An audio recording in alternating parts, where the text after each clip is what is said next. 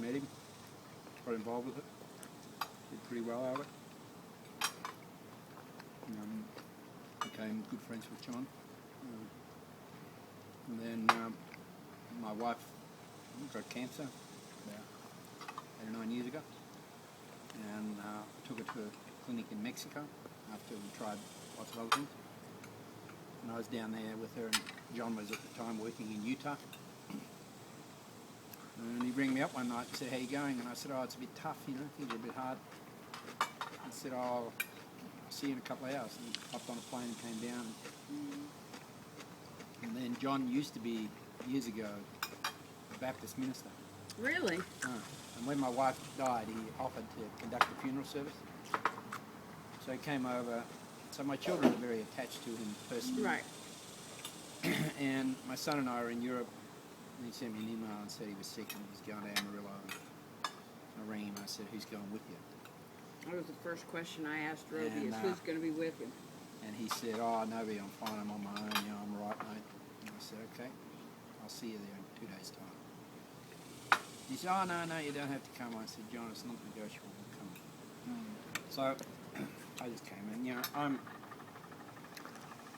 pretty useless kind of carer, and I'm not much of a nurse. But you're a good pal. Yeah. Well, yeah, I think yesterday he thought I wasn't much of a good pal, but that's okay. You'll have some days like that. Yeah, you got to expect We it. made it through it. You go through it. Made it through it. So he's better today? Much.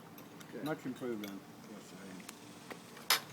Roby and I were both pretty distressed about the state yesterday, and we talked a lot. We'd gone down the same path, and we were both pretty upset. No. We thought we were doing the right thing, and we steamrolled ahead, and then all of a sudden we went, "Oh, hang on." We discovered some more evidence and went, "Hey, we better back off this a bit." So, but I think he thought we were ganging up on him somehow. That Well, we thought he was so out of it, I mean, that there was no, there was only two people making a decision. Right. Two rational people. Yeah, right. So we started making arrangements and so forth and kind of going through it. And then all of a sudden we hear this third voice. What's going on? What kind of plan? Do I got a voice in this? get a vote. And Says I'm not ready to go. anyhow, we Literally or figuratively, right? yeah. Right. So I came here for a reason.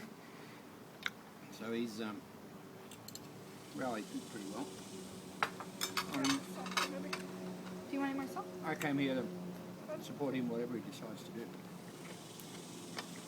And obviously, his family are putting a lot of pressure to take him home. But at the end of the day, it's His decision. Whatever he decides, And I wrote back to his family and said that. I went, because they said, "Oh, what do you think?" And I said, "Well, what's it matter what I think? What Yep. I think is irrelevant. Yep. It's what John thinks." Yep.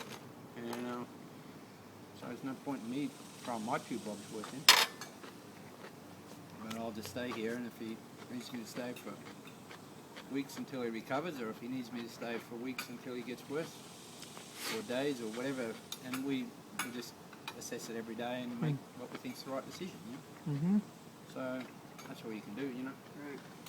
Well, Look- Roby said he's got a great place to stay. Ah, fantastic place, lovely woman, great place. Tell him don't get the idea that I'm not confident in my abilities, but I got you set up with a hospice nurse. But who better? I mean, Yep. Nope, and it really turned out that she was the sharp one yesterday. Mm-hmm. I mean, I had a feeling, but she can, just right away, confirm what the problem was.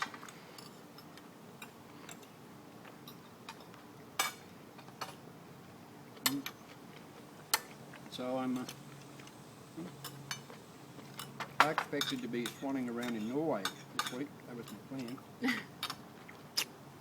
I'm going to drive up to the North Cape, the northernmost point of Europe.